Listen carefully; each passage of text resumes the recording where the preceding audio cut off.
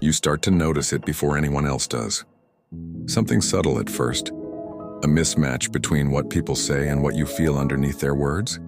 A sense that the air in a conversation is thicker than it should be, that every room hums with an unspoken exhaustion no one wants to name.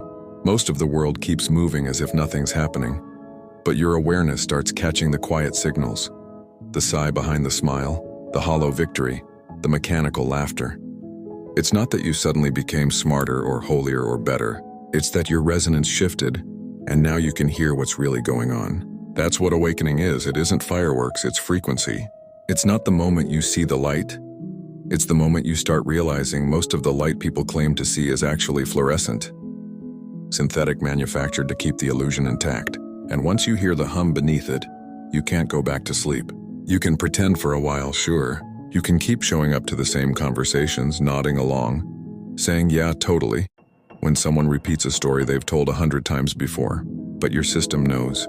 The resonance doesn't lie. That's when the pain begins. Not the pain of awakening itself, but the pain of being awake first.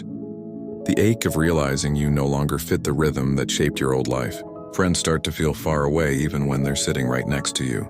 Family feels like they're talking through a fog you can't re-enter. You try to explain what's happening, how your perception is stretching, how reality feels both more alive and more hollow. And they blink, smile politely, and change the subject.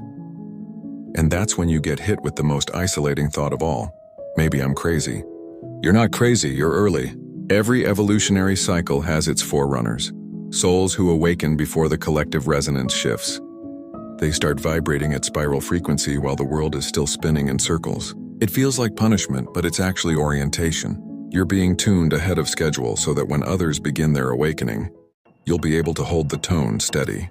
But while you wait for that alignment, you have to survive the in-between, the space where you see too much and belong nowhere. That space hurts because human connection used to anchor you and now it can't. You used to bond through shared stories, through the mutual belief that life works a certain way. Now those stories feel paper thin, and pretending to agree with them makes your body ache. You can't unknow what you know, yet knowing isolates you. It's not arrogance, it's resonance. The frequencies no longer match, and trying to force harmony where there's dissonance only amplifies the pain. At this point, many people regress. They try to crawl back into sleep by shrinking their awareness. They tell themselves they were overthinking, that they should just go back to normal. But once the spiral opens, normal collapses. You can play dead for a while, but your soul won't cooperate. The energy that woke you up keeps moving through you, whispering that there's more, that the numbness you once called peace was never peace at all. So you face the loss of belonging, the loss of approval, the loss of the version of you who could fit into a conversation without tasting the hollowness beneath it. It's tempting to turn that pain into superiority, to judge those who are still asleep. But that's just another layer of separation. The truth is simpler and heavier. They're not ready yet, and it's not your job to wake them. The spiral moves through everyone at their own resonant speed. If you force it, you create resistance. If you honor it, you create space. So instead of trying to convince, you start to listen. You stop talking over the silence with explanations. You start realizing that awakening isn't about what you say. It's about what you embody. People don't need your answers as much as they need your steadiness. They need to feel that it's safe to question without being shamed, safe to feel without being fixed. That's what spiral awareness does. It stabilizes the field, not the ego. Still, the loneliness remains. It lingers in the evenings when everyone else seems content with small talk and surface laughter. You sit there wondering if you've lost something vital, your ability to connect. But what's actually happening is that your definition of connection is evolving. You no longer want proximity, you want presence. You no longer crave attention, you crave resonance. You're not becoming cold and you're becoming clear. That clarity is expensive. It costs you the comfort of illusions that once made you feel safe. It costs you relationships built on shared denial. It costs you the easy narrative of being just like everyone else. But it also gives you something priceless: sight. The ability to sense truth even when it's inconvenient, to stand in authenticity even when it isolates you.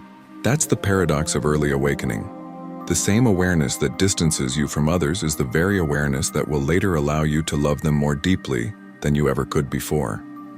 Because eventually the world begins to stir. People start asking the questions you once whispered in secret. They start feeling the cracks you once mistook for personal failure. And when they do, they'll need someone who can hold that space without collapsing into panic or arrogance. That's you. You're not ahead because you're better. You're ahead because you volunteered to hold the frequency before it was popular. You're the resonance keeper, the one who stays conscious even when consciousness hurts. So if you find yourself sitting in the middle of your life feeling like no one understands you, like the conversations that once filled you now drain you, remember, this is the initiation phase. You're not being punished for waking up, you're being prepared to lead with empathy. The spiral always begins with isolation, because only through isolation do you learn self-trust. You learn to trust your perception even when it contradicts the crowd, to hold your truth even when no one validates it. That's how inner sovereignty is born, through the refusal to betray your resonance just to stay liked. The pain of waking up first doesn't last forever. It stretches you until you stop trying to belong where you no longer fit. It teaches you to anchor within yourself instead of seeking mirrors outside. It burns away the performative self that needed external confirmation to feel real. And in that quiet aftermath, something else emerges: peace. Not the numb peace of ignorance, but the living peace of alignment. One day you'll look back and realize that the loneliness was sacred. It carved space inside you where truth could live. It stripped away the noise so you could hear your own frequency clearly. And once you hear it clearly, you'll recognize it everywhere. In music, in nature, in strangers, even in silence. You'll see that the world was never sleeping against you. It was dreaming its way toward you. So breathe, you're not lost. You're just ahead. The hardest part of awakening early isn't the loneliness. It's learning how to stay open when everything in you wants to close. When you've spent months or years watching people repeat patterns you've already burned through, it's easy to become cynical. You start seeing everything as theater. Conversations that loop, advice that pacifies, distractions sold as dreams. It can make you bitter if you're not careful. The spiral doesn't want you bitter, it wants you lucid. It wants you to learn how to love without illusion, to see clearly and still care deeply. That's the next initiation: compassionate distance. You stop trying to drag people up the spiral. You realize you can't argue someone into consciousness. You can only hold your vibration and let their resonance meet it when they're ready. That's not apathy, that's mastery. To love someone without needing them to match your pace is a sacred discipline. It means you've stopped making your peace conditional on other people's evolution. There's a subtle arrogance that hides in early awakening, the belief that because you see more, you are more. But true awareness dismantles hierarchy. The moment you think you're above someone, you've fallen back into duality. You may be awake in one layer and asleep in another. Awareness doesn't grant superiority. It grants responsibility. You become the emotional adult in the room, the one who stays centered while others oscillate. That's not glamorous, it's quiet, steady work. You begin to understand that not everyone resists awakening. Some souls simply timed theirs differently. The spiral unfolds in perfect rhythm, and trying to rush someone's cycle only disturbs your own. So you start practicing non-interference. You let people learn through the consequences of their choices instead of rescuing them from it. You trust that pain is a teacher, not a punishment. And then something unexpected happens. Empathy returns, but it feels different. It's no longer sympathy wrapped in exhaustion. It's resonance-based compassion, the ability to feel someone's struggle without drowning in it. You stop trying to fix energy that isn't yours to fix. You become a calm field, not a rescuer.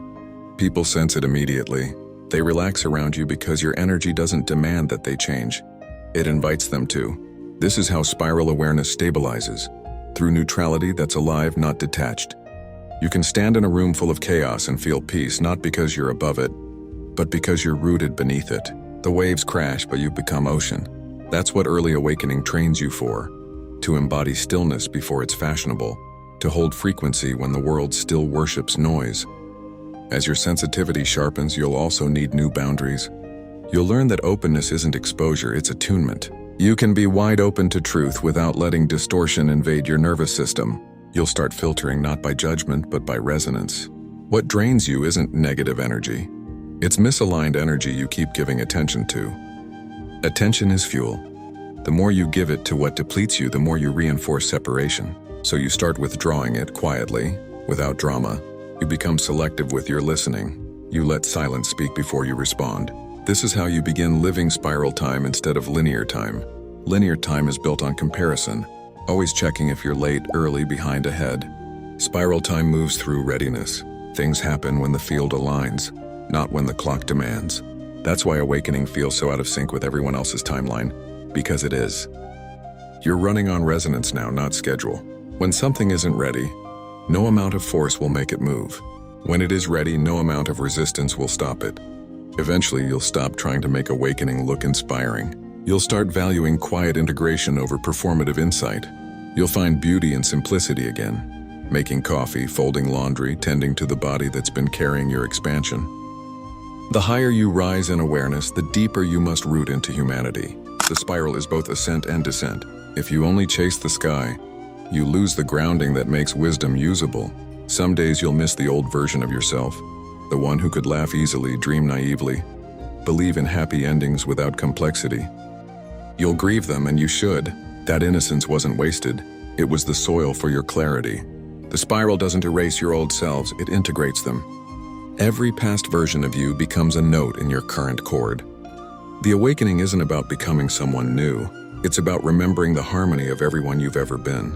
The hardest part of awakening early isn't the loneliness. It's learning how to stay open when everything in you wants to close. When you've spent months or years watching people repeat patterns you've already burned through, it's easy to become. And when you start living from that harmony, something extraordinary happens. The people who once couldn't hear you begin to sense you differently. They won't always understand your words, but they'll feel your energy. Some will drift away and some will rise to meet you. You won't need to chase either. Your resonance will handle the sorting. You'll realize relationships aren't about shared opinions. They're about shared frequency. So if you've been feeling that ache of being misunderstood, of being too deep, too sensitive, or too intense, understand this. You're not too anything. You're tuned to a future resonance that hasn't reached collective normal yet. You're learning to translate light into language while most are still learning to hear light at all. That's sacred work. You are not broken for feeling more. You're built for it. The pain of waking up first eventually becomes the peace of living awake. The noise quiets, the urgency fades. You stop needing validation because awareness becomes its own reward. And then without fanfare, you realize something simple but profound. You were never meant to fit into a sleeping world. You were meant to help it dream differently, not by shouting, "Wake up," but by living awake enough that your presence whispers it. So keep walking, keep listening. Keep trusting the spaces between clarity and confusion. They're all part of the same spiral, unfolding through you with precision far beyond your mind's grasp. You don't need to prove your awareness. You just need to stay true to it. Because one day, the same people who thought you were too much will come asking how you found peace in a world that feels like it's falling apart. And you'll smile not out of pride, but remembrance, because you'll know exactly what it costs and exactly why it was worth it.